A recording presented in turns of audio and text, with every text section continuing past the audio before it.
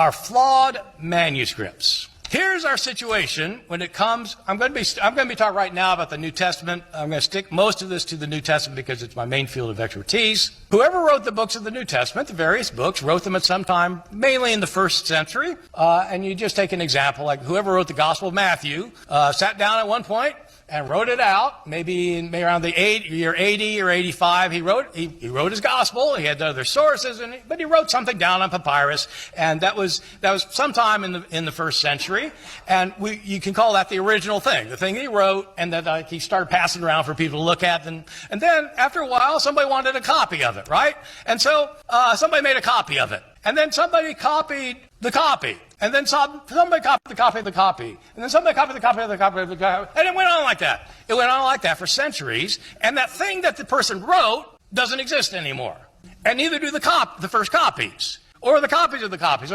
We don't have a full copy of Matthew until about 300 years after it was written.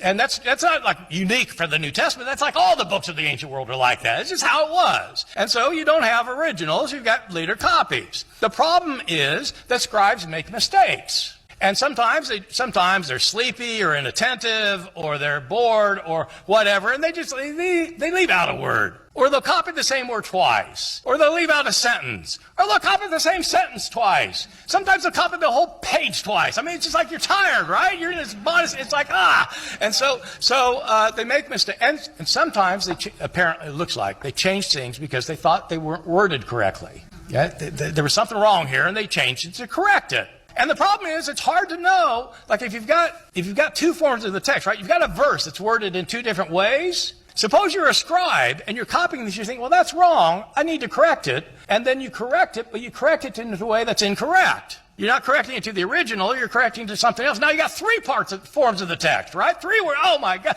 And so it goes on like that for centuries, so it's a problem. The first time this is really recognized as a major problem was in the year 1707. An English scholar named John Mill, not related to John Stuart Mill, the Victorian. John Mill was a biblical scholar. In 1707, he published an edition of the Greek New Testament where he gave the wording of the New Testament. At the bottom of the page, he listed the differences that he had found among his manuscripts. Those are called textual variants.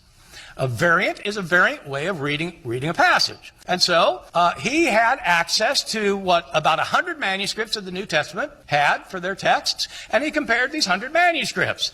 And to the shock and dismay of many of his readers, he uncovered 30,000 places of variation.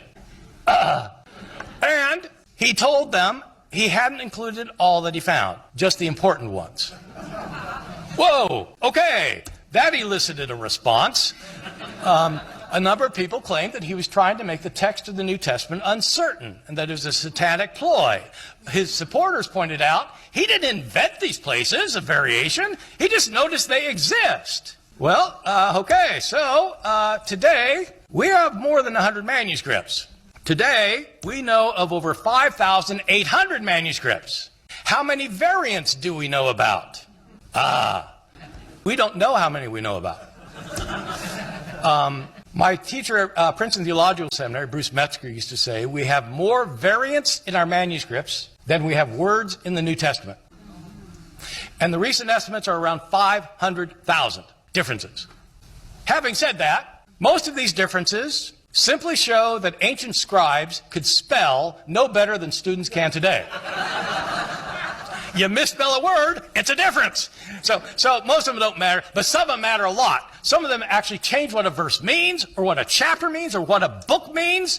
Sometimes they change the theology of the whole thing. It's, that really does matter. But that's not the most significant discovery in the history of biblical scholarship.